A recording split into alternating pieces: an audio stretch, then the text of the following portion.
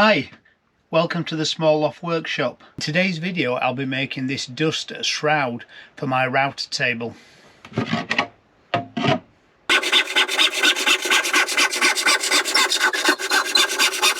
morning from the Small Loft Workshop. It's Sunday morning and I'm just finishing my coffee in the workshop and pondering my day's activity. I'm in the process of gluing up some panels. I'll just turn the camera around there and hopefully you can see them. That's panel 3 or 4 and I'm doing them one by one because I've not quite got enough clamps. Other two of the panels are here and the last one is there ready to go together. So I'm just enjoying my new seat that we made a couple of weeks ago. While I'm sat here, I'm just pondering my next move. Once my panels are dry and cut to size, I'm going to have to shape them on the router. Now that's going to cause a lot of dust and shavings, and my router struggles with collecting dust at the moment. So while my panels are gluing, I think I'm going to make a dust shroud for the router table. So when I first made this router table, I had a little bit of a design flaw. I designed it on sort of a pulp style torsion, but I cut this out and then actually the bar impeded to get into the working, so I just cut it out roughly. So I'm gonna cut that off square, just finish it off with a router so it's neat. One of the first videos I ever made for YouTube was actually making this drawer in the bottom. So I've got my other routers in there and then this shelf, so that's just somewhere for a bit of storage. I'd already made this frame. This frame's actually just made out of floorboarding, as a lot of my things seem to be, with a couple of side panels and casters. And actually when I'm not using it, it pushes away under the bench quite neatly. And also I've got a negative voltage switch, so I'm going to fit that as well. Yeah, I've got a lot of these MFC panels I took off the desks at work when they're renewed. So I started the project by tipping the router table on its back so I could trim off them ugly pieces of wood.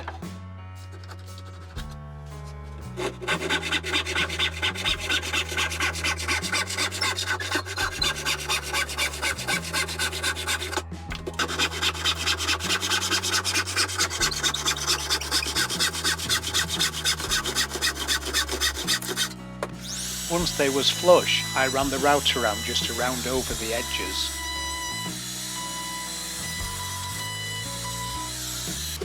And then I could stand it back up again.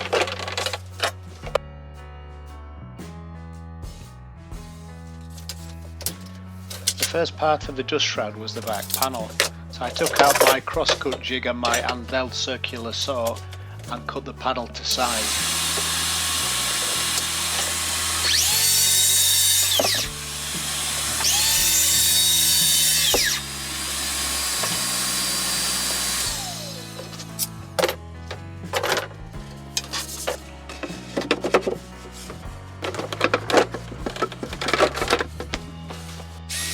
The back panel is secured to the router table frame by a couple of screws.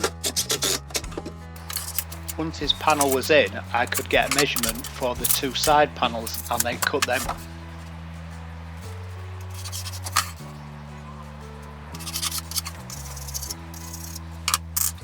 Also on my crosscut jig.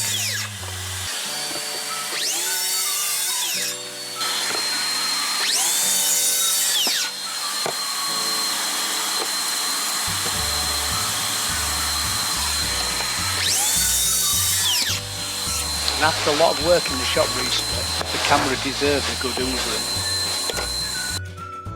I slid the new panels in and then attached it to the router table frame and to the back panel with screws.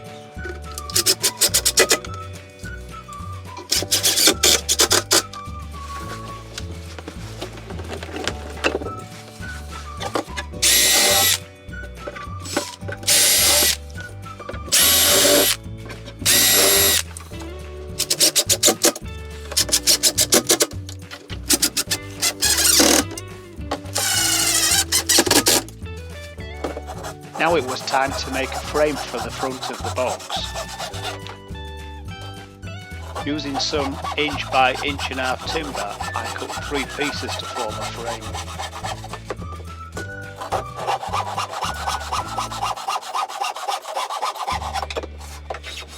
I just took the sharp edge off with my block plane.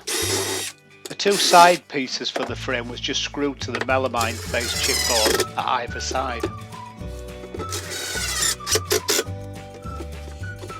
Before I fixed the second piece on, I just notched out for the cable to run through into the next compartment.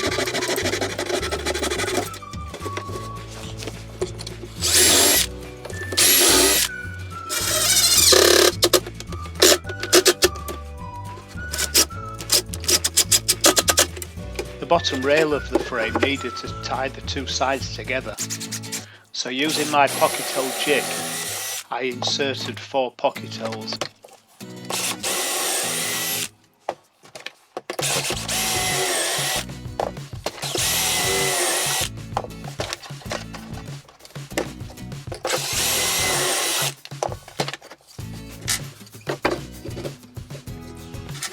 I then screw this bottom rail to the 2 stiles and to the base of the router table shelf,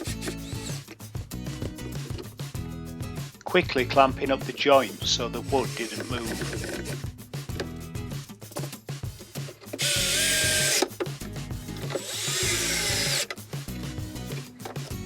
Now I could take the measurement for the face panel.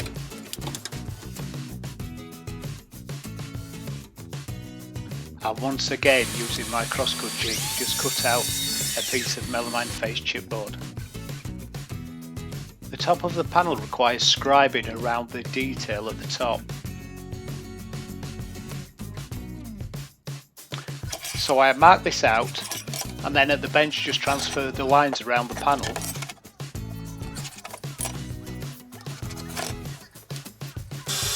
And then took it over to the bandsaw and cut out the 2 pieces.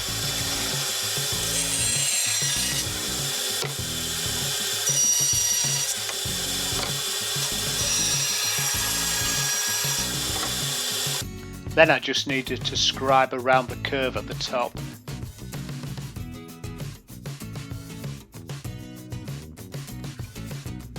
And again took it back to the bandsaw to complete the cuts. And it fits quite well. Now, who's got a box like this, just full of all odds and ends I've been collecting over the years? For hardware I needed 2 magnetic catchers and some kind of handle, and I'm sure I had some in there somewhere. Yep, there's the handle. So marking out the face of the panel for the handle,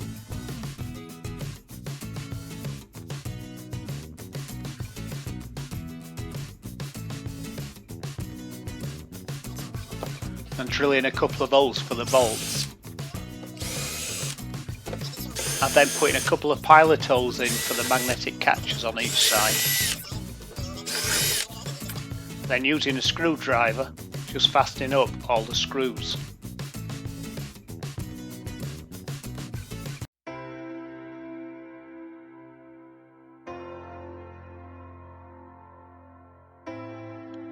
And then marking on the front panel where the magnetic catches would go.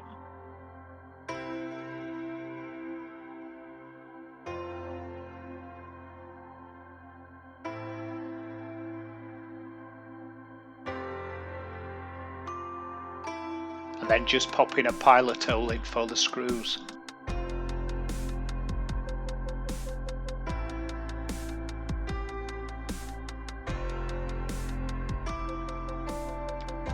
Yeah, that holds well enough.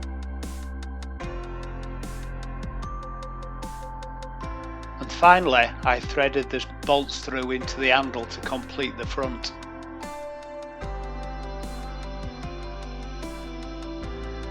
And just sanded off the sharp edges.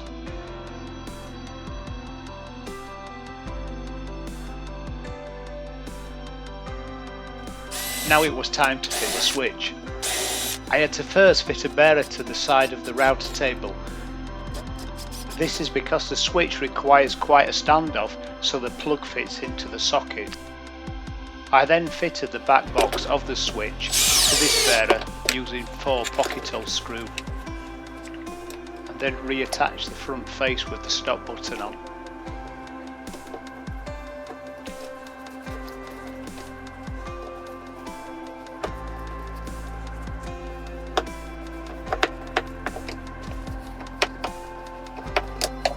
I then gave it a test by turning it on and off, as usually advised by IT specialists. The final task was to improve the dust extraction at the rear of the table, so I drilled a 40mm hole with a really poor quality Fosner bit, and now I can connect 2 hoses to the table, one in the fence and one at the back of the shroud. And just to ensure that the majority of the dust settles at the back of the box where the hose is, I made a measurement of the inside of the box.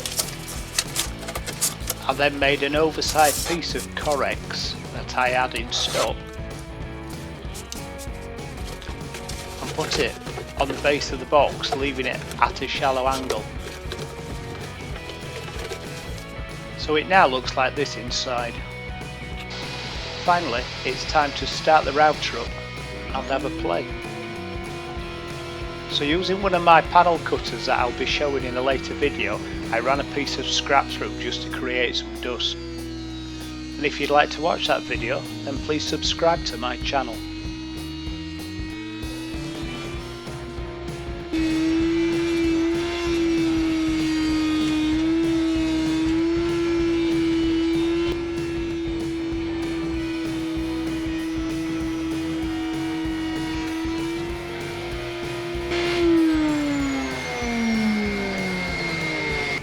Once I'd done this, I checked inside the shroud and it's fairly clean in there. I'm happy with this, and it's another project at 0 cost. Thank you for watching. Catch you again next time.